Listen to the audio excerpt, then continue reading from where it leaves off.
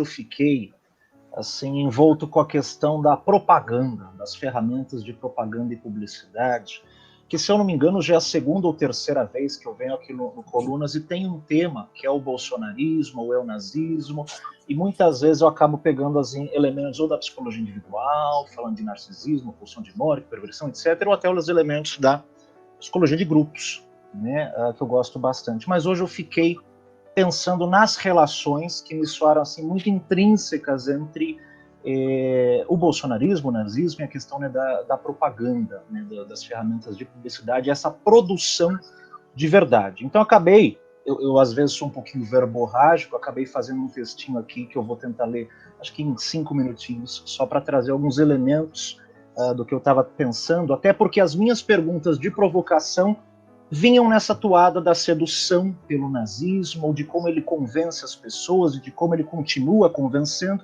e depois eu acabei caindo nessa questão da propaganda e da publicidade, da qual eu escrevi algumas coisinhas. Então, abre aspas, né? Temos que fazer o povo crer que a fome, a sede, a escassez e as enfermidades são culpa de nossos opositores, e fazer com que nossos simpatizantes repitam isso a todo momento.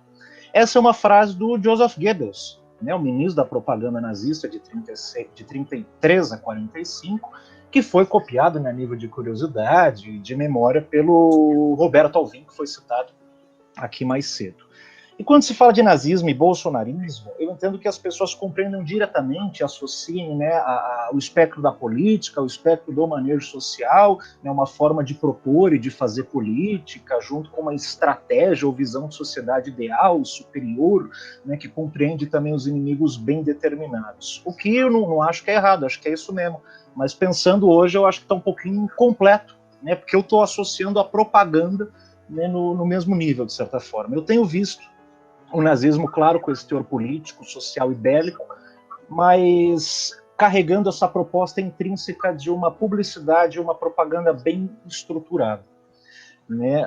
Para mim, a suposta preocupação social e política do nazismo, ela anda junto com essa preocupação de uma educação ou ensino nacional sobre o que é certo e errado. É uma propaganda crônica, intensa e popular que afirma as verdades, revela muitas vezes essas verdades, né, reescreve a verdade, aponta os verdadeiros inimigos, as formas corretas de ser e de se ajustar no mundo. E aí eu pensei, né, que a política nazista, ela não me parece que consiga acontecer separada dessas ações publicitárias massivas. Essa é uma primeira dúvida minha que eu vou deixar. E o Goebbels dizia, por exemplo, né, que a propaganda, aí abre aspas, né, a propaganda deve limitar-se a um pequeno número de ideias e repeti-las incansavelmente, apresentando-as repetidas vezes a partir de diferentes perspectivas, mas sempre convergindo para o mesmo conceito, sem fissuras ou dúvidas, fecha aspas. E aí eu fiquei nessa questão do fator do convencimento, né, que parece, para mim, possuir sólidas relações com esse agir nazista. Você precisa convencer o outro. E outra frase do Goebbels vai dizer o seguinte, né? Para convencer o povo a entrar na guerra, basta fazê-lo acreditar que está sendo atacado. Fecha aspas. Dessa forma, né, eu estava até pensando no que eu estava ouvindo aqui, né, mas os fatos eles podem e devem ser distorcidos nessa narrativa, ou construídos ou revelados por aquele que detém o poder nazista, né, um porta-voz que não duvida que uma mentira repetida 1000 vezes torna-se verdade. Outra frase atribuída a Goebbels. E por fim, toda essa propaganda ela carrega ares de esperança, transformação positiva ou até transcendência ou purificação de uma nação superior às demais. A última frase que eu separei aqui para trazer nesse momento diz o seguinte, abre aspas, um dia as mentiras irão desaparecer e a verdade irá triunfar. Essa será a hora quando iremos se levantar, sobretudo, puros e imaculados. Fecha aspas, última frase de Goebbels. E deve perguntar, né, para o professor Michel, na sua visão, né, por que o nazismo ele é tão sedutor? Né? Existem antecedentes sociopolíticos que influenciam essa decisão, ou você acaba vendo mais relações com a psicologia individual, né, ou traçando mais paralelos com os fenômenos de grupo. Existem contextos que vão favorecer essa adesão ao nazismo, independente do contexto que as pessoas vivem ou vivenciaram. Ele vai ter esse caráter de persuasão que um grupo, uma organização de pessoas vai acabar aderindo, acreditando e propagando. Ótimo, Caio.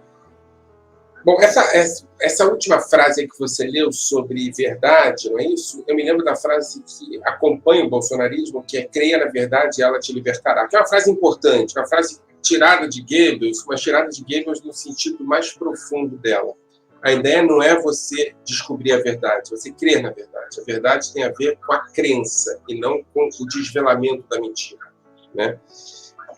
Mas sobre Goebbels e sobre o nazismo, sobre o bolsonarismo, eu diria que a primeira resposta que eu vou dar para você é que Goebbels descobriu, quem fala sobre isso é um outro psicólogo chamado William Reich, que você não compra aquilo que você precisa, você compra aquilo que você deseja. Isso é fundamental, não é isso? A ideia de que a morte tem que ser desejada para ser comprada é fundamental. Ou seja, você incute na população a ideia de que a morte do outro deve ser desejada para que haja um processo de purificação. A ideia da pureza é fundamental. A ideia da pureza tem a ver com limpeza. E a limpeza é parte de um projeto muito importante do nazismo e das suas vertentes mais contemporâneas. A noção de que o gay, a mulher, o sexo, a cultura, etc. e tal, né? Isso tudo suja. Então, a única maneira que você tem de promover uma limpeza é promover a limpeza dessas coisas todas, a purificação da sociedade a partir da exclusão desses grupos, a destruição desses grupos, a destruição dos gays, a destruição das mulheres liberadas, a destruição de uma sexualidade liberada. É fundamental isso. Então, o que o nazismo produzia, promovia, propunha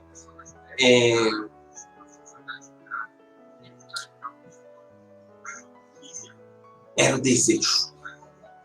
Ele trabalhava com o campo do desejo e não com o campo da necessidade. É por isso que esquece essa história de transformação política e social. Não tem nada de transformação política e social, não tem nada sequer de perspectivas sociais e políticas.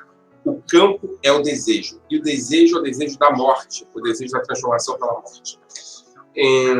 E aqui eu vou falar de uma segunda questão que eu acho que é fundamental, que é a ideia de que a modernidade ela traz uma questão fundamental, principalmente a modernidade tardia, a partir do século XIX. Né? Você pode também recuperar isso a partir do início da modernidade, mas a modernidade tardia traz questões fundamentais, que é a compreensão do homem racional de que ele não tem acesso à autonomia, a descobertas de controle sobre seu destino. E aqui eu vou citar 3 autores, eu podia citar mais, porque essa é a história da modernidade, né? O primeiro é Freud. Tem uma dimensão na tua mente que você tem que aprender a ler sob o risco de você ser dominado por ela. Né? A dimensão inconsciente. Tem Einstein, que trabalha com a ideia da relatividade. Os espaços, as relações, os tamanhos, isso tudo tem a ver com a perspectiva e não com as coisas em si. Ou seja, se tudo é relativo, as referências são referências múltiplas, diversas, que podem ser vistas de várias maneiras. E tem Marx, que trabalha com a ideia da ideologia, que é a produção de uma referência baseada em consciência de classe. Então, aquilo que você deseja, que você quer, etc. e tal, não é exatamente o que você precisa, é aquilo que querem que você precise. Né? A ideia da ideologia produz essas coisas. Olha que coisa louca.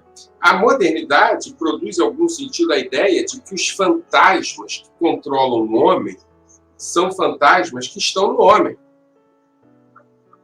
Desdeifica as relações com o mágico e produz a ideia de que o suspeito, o oculto, é, na verdade, produto do próprio homem. É a luta de classes, é o inconsciente, é o relativismo. Agora, isso é absolutamente insuportável para homens e mulheres que querem ter os destinos, no sentido mais estrito da palavra, destino mesmo, nas mãos. Acreditar que as mudanças ocorridas promovem a ideia de que há dimensões ocultas e que essas dimensões ocultas têm que ser trabalhadas, estudadas, é insuportável. Então, a pergunta que essas pessoas fazem é como é que nós chegamos até aqui, como é que as transformações foram tão radicais e como é que a gente agora tem que depender de perspectivas que têm a ver com uma racionalidade específica, que é a racionalidade do oculto, e que só pode ser alcançado esse oculto não em rezas e preces, mas em estudo. Olha que contradição. O oculto pode ser alcançado com reflexão sobre o oculto. Então, o que essas pessoas fazem, a partir do nazismo, e Bolsonaro é suco disso, tá? Essas pessoas dizem, olha, tem alguém produzindo essas transformações, tem alguém indicando isso, tem alguém produzindo essas mudanças que acabam fazendo com que a gente não entenda o que está acontecendo. Foi tudo tão rápido, essa história de psicologia é uma balela, a história de marxismo é uma balela, a história de relativismo é uma balela. Tem alguém que está produzindo essas mudanças e está nos tirando, nós enquanto grupo, enquanto nação, enquanto raça, do controle que a gente tem. Né? E aí o que esses caras fazem? Eles dizem, quem está produzindo isso é algum tipo de prática conspirativa. São esses senhores ocultos que, na verdade, são inconscientes, são a luta de classe e o relativismo. Esses senhores ocultos, no caso dos nazistas, eram judeus, que degeneravam. Né? E é por isso, assim, ó, é absolutamente... Eu vou dizer uma coisa que talvez o pessoal da liderança da comunidade judaica do Rio de Janeiro fique muito chateado comigo. Mas para entender as raízes do Holocausto, é preciso desconectá-lo dos judeus, porque os judeus não têm importância nenhuma. O que tem importância é sobre a percepção que se tem sobre o judeu. A percepção que se tem sobre o judeu é que ele degenera a sociedade. Isso não tem nada a ver com o judeu, cara. Isso tem a ver com o que eu acho que o judeu é. Em algum sentido, os nazistas não mataram os judeus, mataram o que eles consideravam que era judaico. Né? Porque se você se desconvertia do judaísmo, você não ia deixar de ser morto. Então, isso é importante. Ou seja, a vitimização se dá a partir do assassino, não a partir da vítima. Nada na vítima justifica, de novo, não tem coerência, justifica o assassinato. No caso do bolsonarismo, né, ele veio numa onda de propaganda onde você, por exemplo, criminalizava a esquerda, o petismo, o Lula. Isso tem pouquíssimo a ver com o petismo, a esquerda e o Lula. Isso tem a ver com a perspectiva que se tem sobre eles. Né? E o desejo que levou à eleição do Bolsonaro foi a possibilidade de você... E eles disseram isso várias vezes. Esse novo candidato da extrema-direita continua falando isso. O tal de Sérgio Moro. De você purificar o Brasil a partir da limpeza dessa esquerda. Ou seja, Caio, isso não se parece com o nazismo. Isso é nazismo.